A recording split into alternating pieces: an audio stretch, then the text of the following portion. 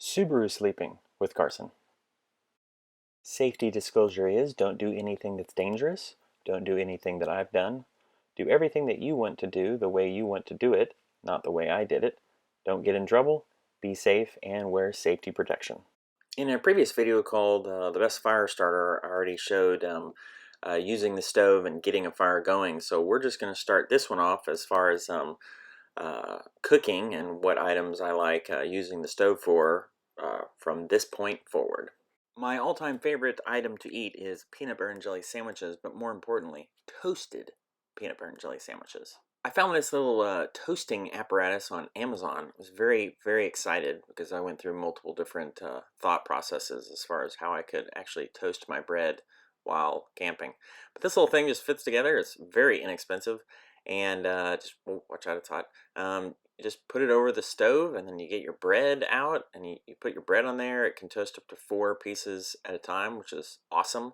And yeah, it really worked out great, which you're about to see. Look at that browning. Whew! I could have browned it a lot more, but it was time to eat PB&J, and I loved it.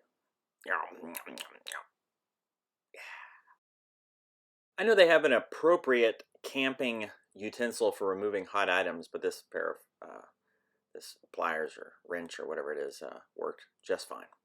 To each their own. It's important to note that as I pour in 17 ounces of water and hit the stopwatch, the fire had already been going. It had been reduced down to coals, but I went from that point forward. I added more little sticks, and within a short amount of time, the water was bubbling and boiling, and it was ready to make cream of wheat. I got my cream of wheat all portioned out in a mixer and a spoon and a little measuring cup, and I moved everything out of the way. In other reviews, I've seen people touch this outer handle, but when I touched it, it was hot. So I made sure to go get a pot holder, which was great.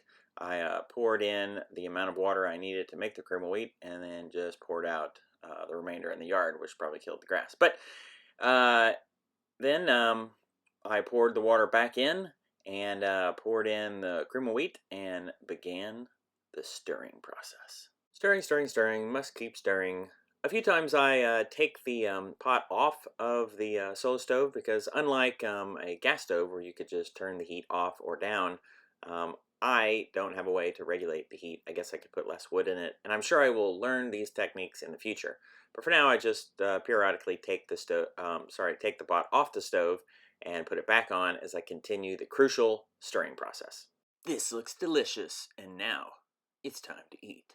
I'd like to note those little marks there on the table are not burn marks, they are ash marks from the stove or whatnot that was placed there.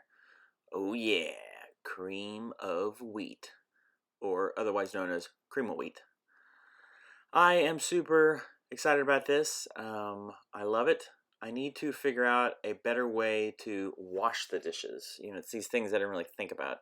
I brought a little container with me that I put the stove and the firewood and the little table.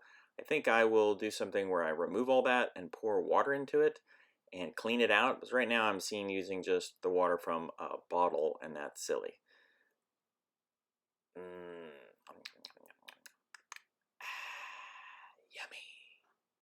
I didn't think about the Solo stove regarding the coals and or fire, and when I'm finished eating or using it, I can't just take off. I can't leave my Solo stove there. I mean, if I was in the middle of nowhere, perhaps, but if I'm in a populated camping area, you know, it could be stolen or something. So I would like to pack it up.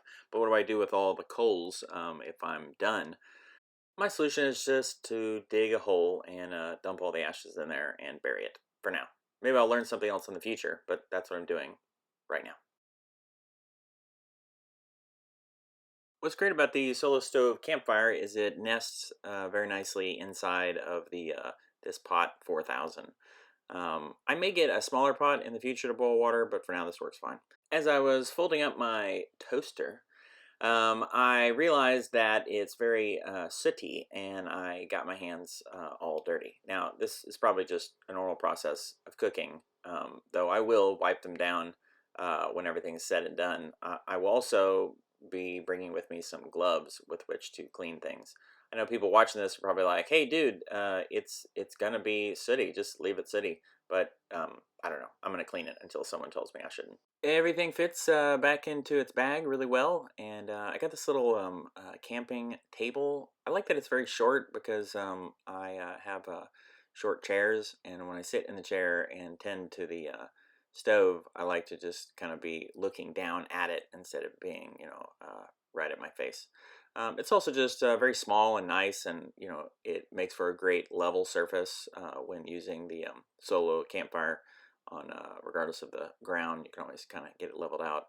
Everything folds up really well, and once the legs are down, you can slide in these little kind of pegs that hold it together, and then it goes in its own bag. And everything really came together really well. This all then goes into the little container that I have the wood in, and that is my campfire kit.